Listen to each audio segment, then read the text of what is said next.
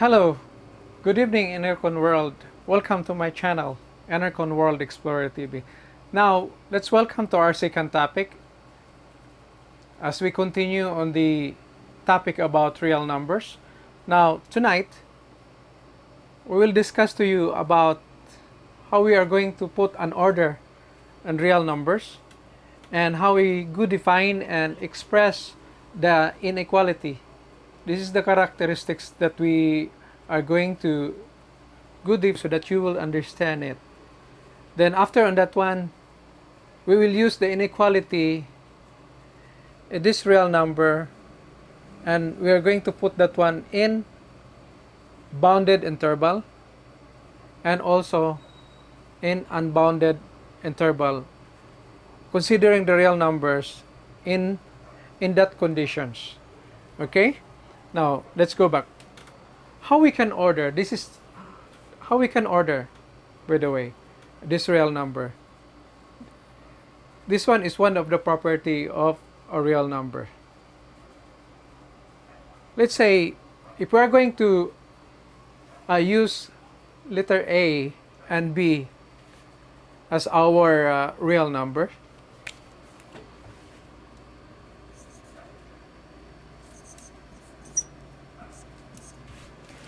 you could say, if, for instance, if A is lesser than B, okay,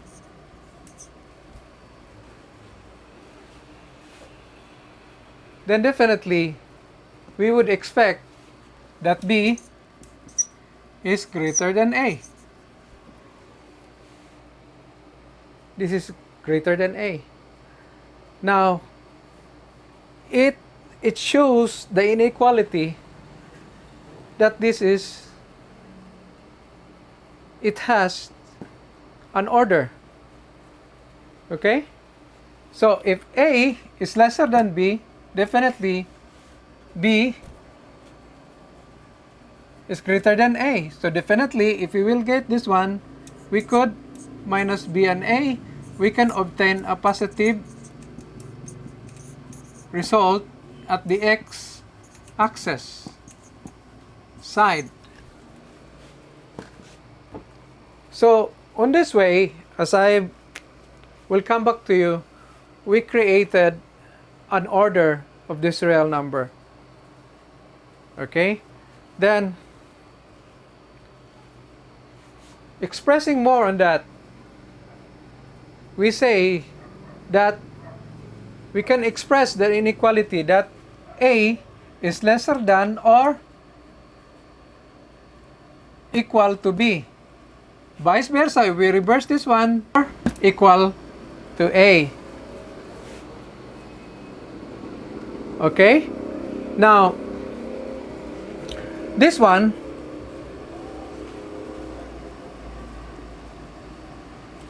these symbols, you can get this one like this. And lesser than or equal to or greater than or equal to are the symbols of inequality.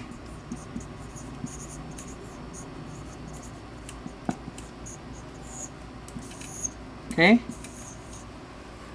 Understand?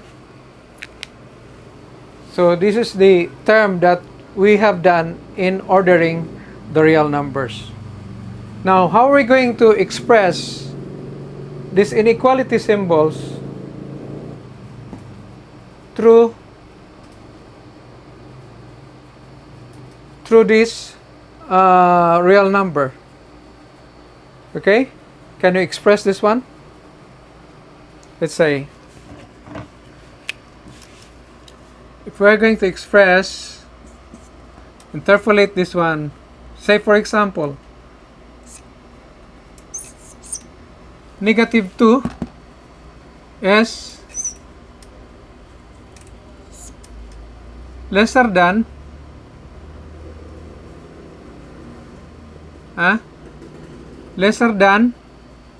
or greater than x, or lesser than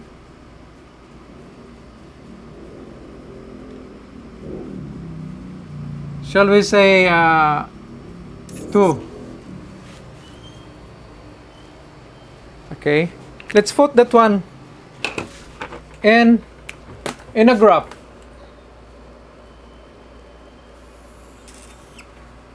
Say we put this one the origins, put the 0. On the left side, we put this one positive side. On the x-axis, positive x. On the left side, we have the negative axis. This is the left side. And this is the right side. Okay? This is the graph of the number. This is the number line graph. Now, we create a condition, this one, based on the inequality symbol. Negative 2. Shall we plot this one? 1, negative 1, and negative 2. So, negative 2 is lesser than x. Huh? Negative 2 is lesser than x. This is the negative 2. Lesser than x. And x is lesser than 2.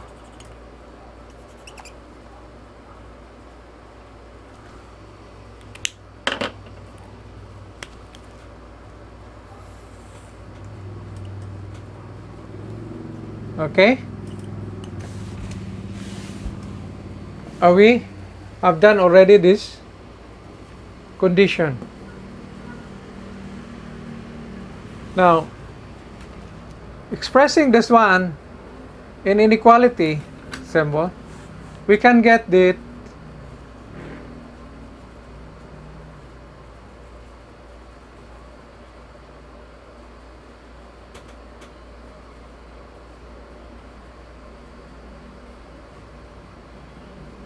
negative, put that one in a bracket, and also put that one also in a bracket. It is on the means to say it has a finite length. So on this condition. Now,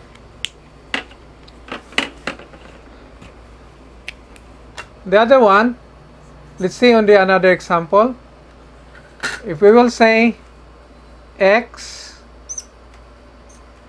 is greater than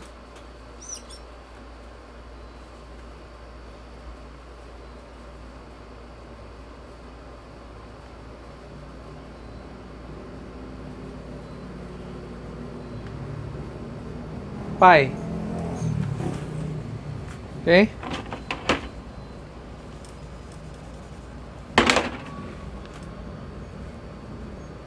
See, this is another one which is not a double symbol.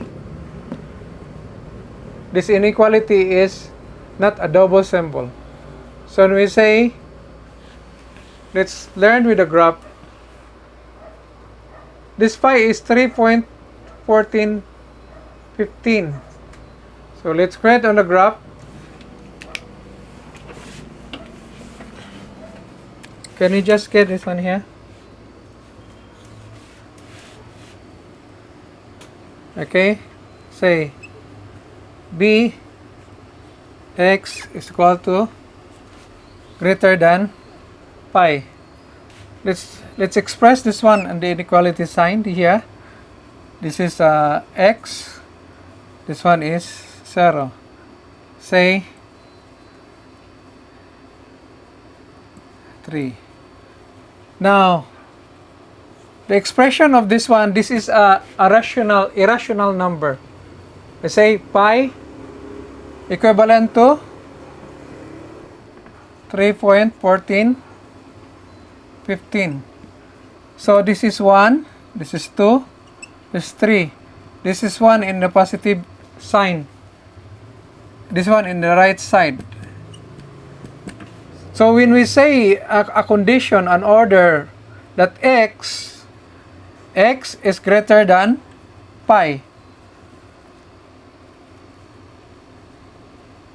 Okay? X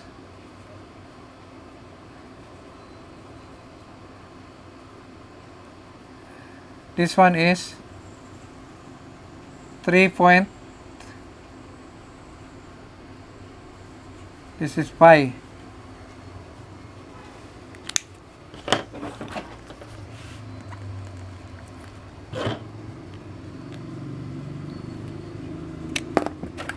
Pi. Okay.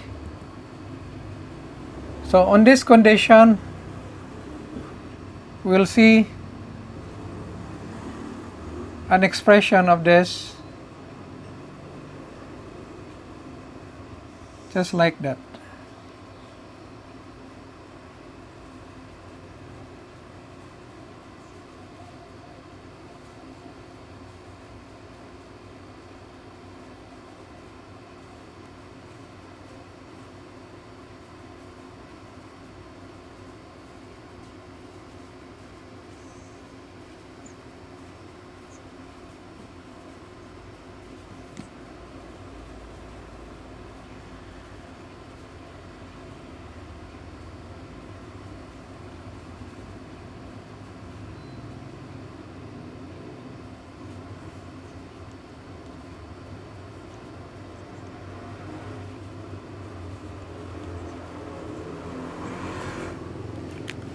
Okay? Okay. Now, these are the order that we have created. That remember, applying that inequality, this one, we will go to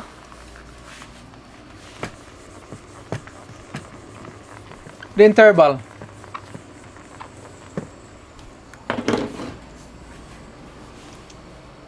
When we are expressing the two real numbers, the endpoint of that one, we have already discussed this one.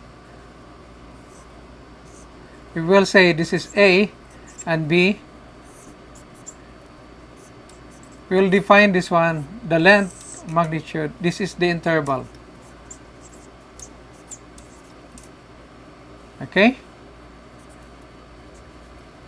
Its respective real number equivalent of this point, in one point, is equivalent to one real numbers.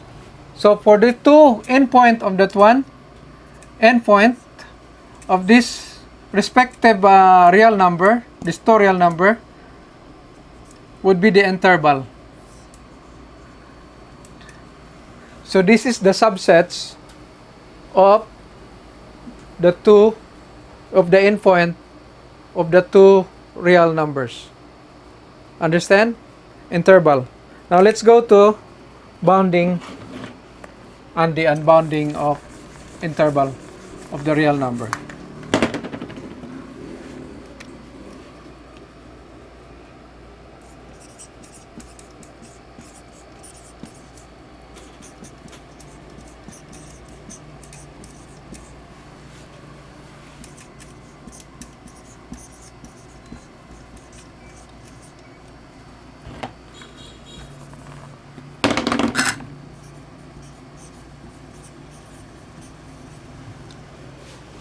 Bounded interval, it means to say that the two real number has a finite length.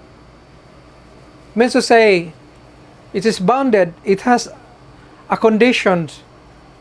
It has a condition that it's being given with a finite, a certain kind, a specific length or magnitude. Okay, when we say bounded interval. So this, the real numbers are subject to, are bounded in a bounded conditions, in a bounded interval conditions. Now we will be defining four of these and 6 also for the unbounded interval. Okay? Now, those who has no finite or infinite length, then we can say that is unbounded interval conditions. Just for your clarifications, we say that we will not put any bracket now when we are putting conditions with infinite symbol. So when we are putting a real number in continuous, there's no definite limitation, then it means to say that we are going to put parentheses only. Okay, so that is the conditions. Now let's try.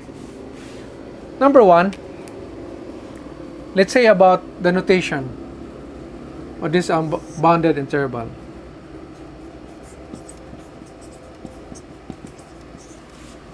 You say condition, inequality, and graph. Okay. Now, the first condition here, let's put a bracket of A, because we have used A and B as a real number.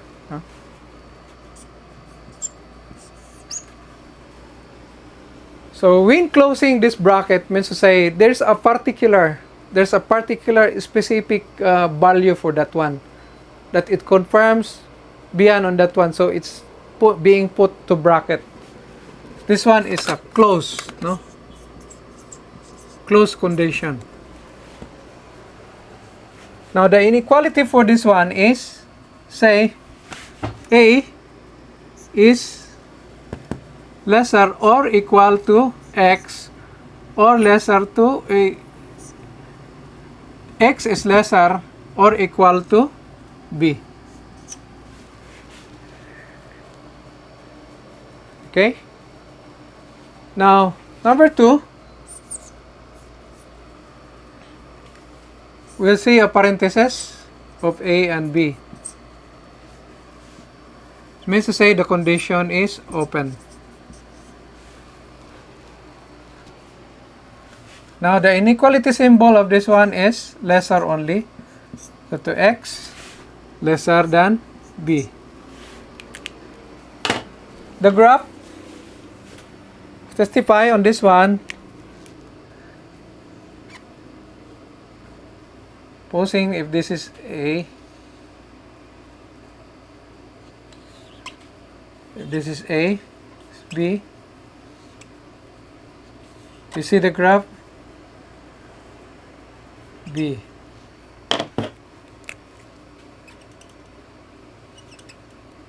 This is the point. You see how the interval goes? This is the interval. This is the interval of A and B.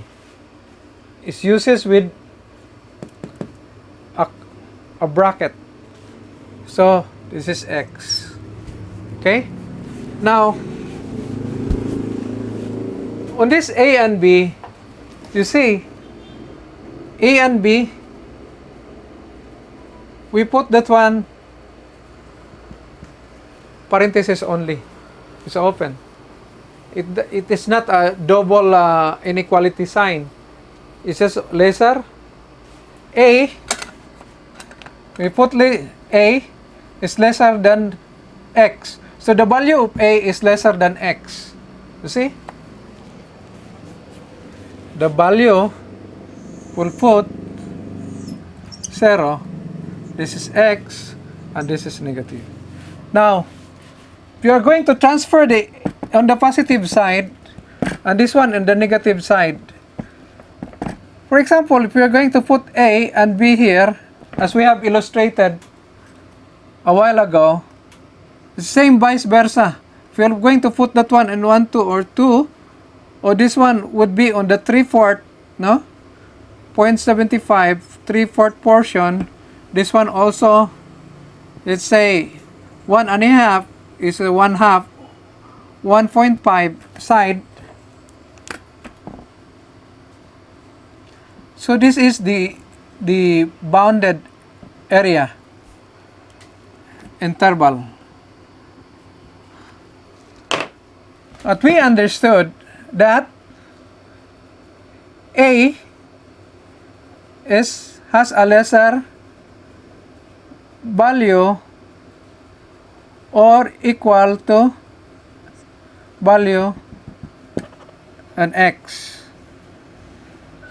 Same also as x, as B is lesser than or equal to value of B. So this one is B. So if we'll put that one normally, we'll put just like only A is less than, only the difference is the sign. If we will put that one here, at the left side axis. So this is the way we will put parenthesis sign.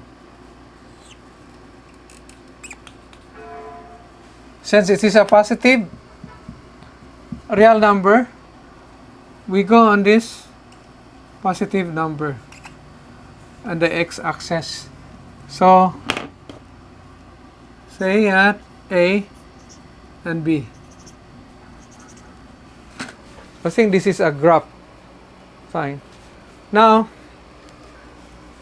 let's go on the third one. We'll put a bracket to condition with A, and B is in parenthesis side. It means has an open condition. Okay. Now let's combine on that one. A, it has a closed parenthesis. It has a bracket. So let's get this one, this inequality sign. Lesser than or equal to x. Then lesser than B. Okay. Now the graph, the graph will looks like this. Since it has a double inequality signs on this one, we'll put this one the black symbol. Put this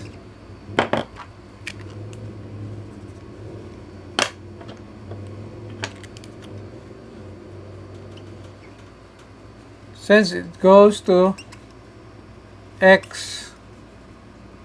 Right. Now how about B? If we are going to put parentheses, means to say it has only one symbol of inequality. Okay, we will copy. We'll put this one.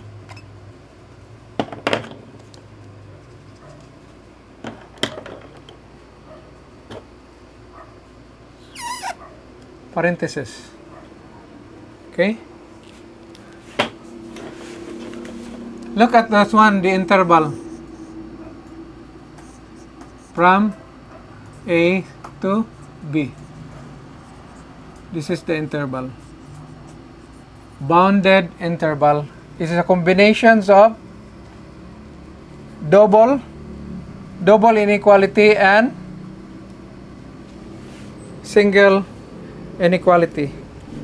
Now, on number 4,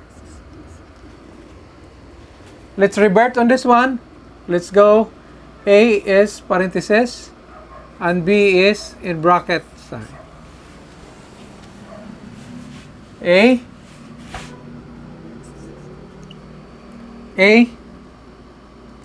is lesser than X, Y, then X is lesser than or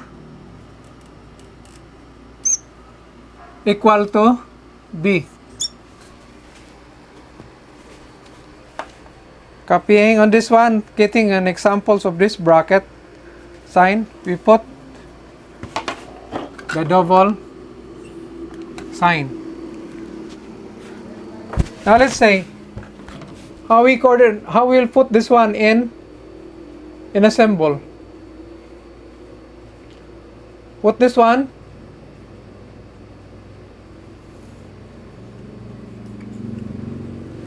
A in parentheses. We'll put this point here.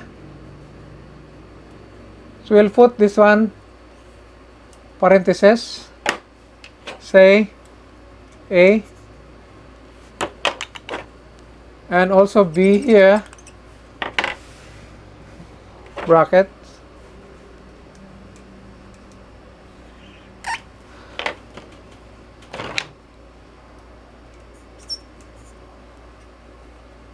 Okay, this is the interval bounded condition. Take notice on this one, this bounded interval. Bounded, the real number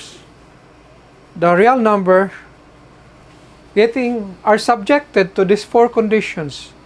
Means to say, it has a finite length. Okay?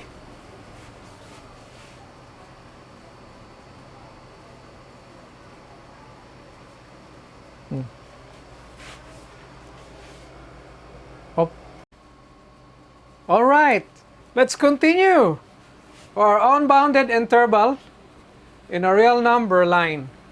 Now, let's go number 2. Remember, when we are dealing this one with infinite symbol, infinity, let's keep the mind about using block,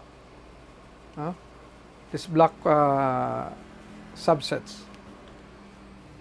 So we'll see.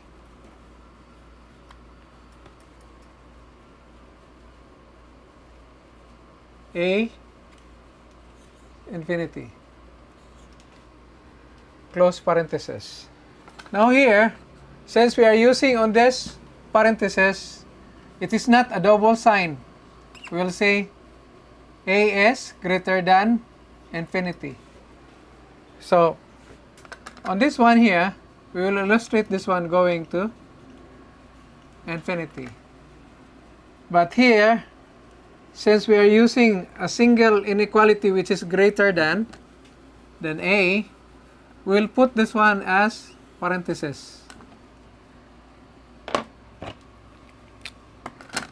The point here is A. Okay? You will see again, we are still, it goes to infinite, no infinite length. No infinite length, no? The infinity. This one in the positive side line. Then let's go number 3.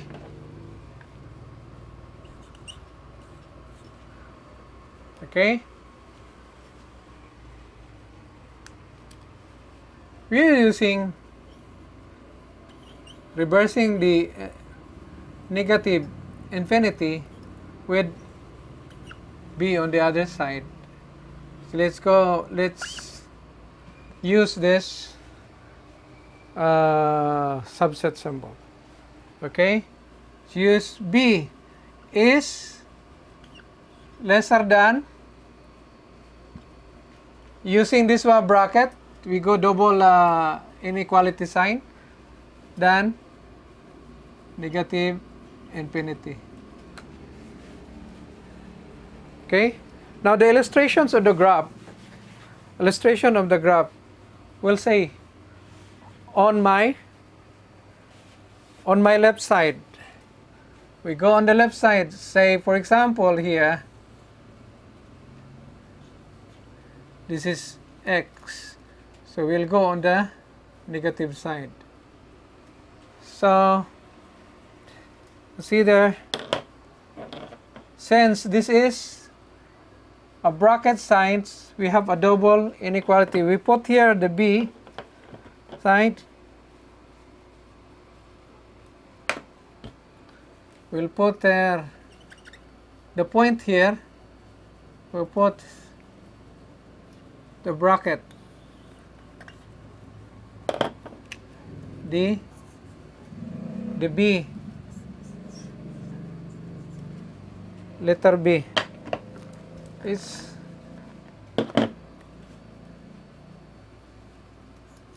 okay. Now number 4,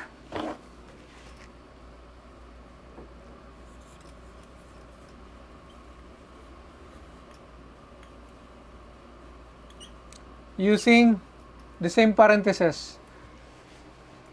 You will be surprised why we are not putting bracket in closing open bracket and closing bracket with the positive and negative infinity. As we have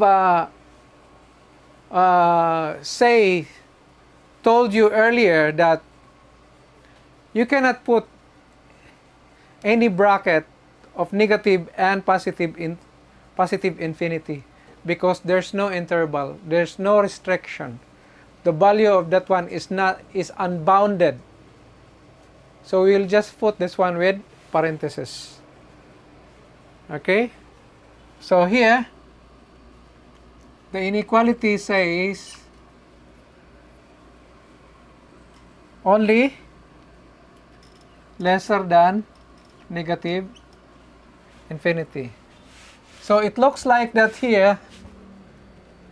It looks like here, if we'll put, this is a negative direction. This is x-axis here.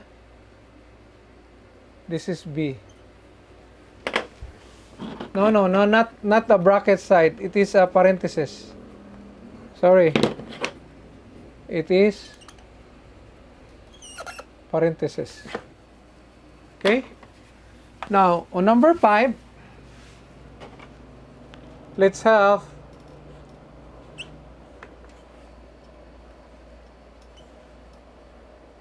the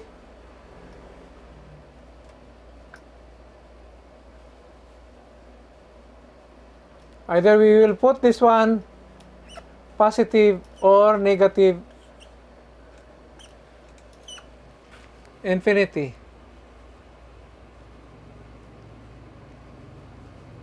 Okay. Now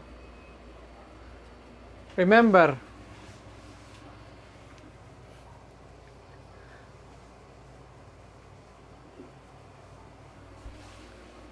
this is the entire real number. B is lesser than x is lesser than no, it's not it's not b, but infinity.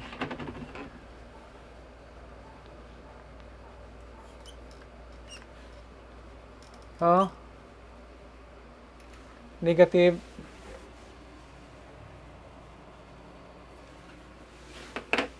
okay guys, can we go reverse on this one?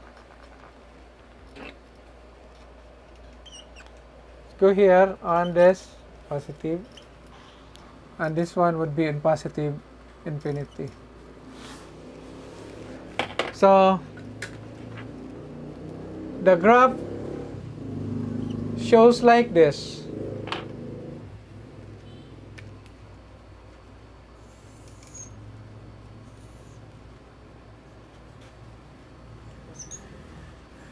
X and negative x. So when we go here with 0, means to say it has a negative infinity when we go with on the left negative side, and also positive infinity on the positive side. Okay? We have 4 on the bounded interval, 4 conditions that we are laying on that one earlier, plus we have 5 conditions here that we have discussed for the unbounded interval. Remember, we did not put any block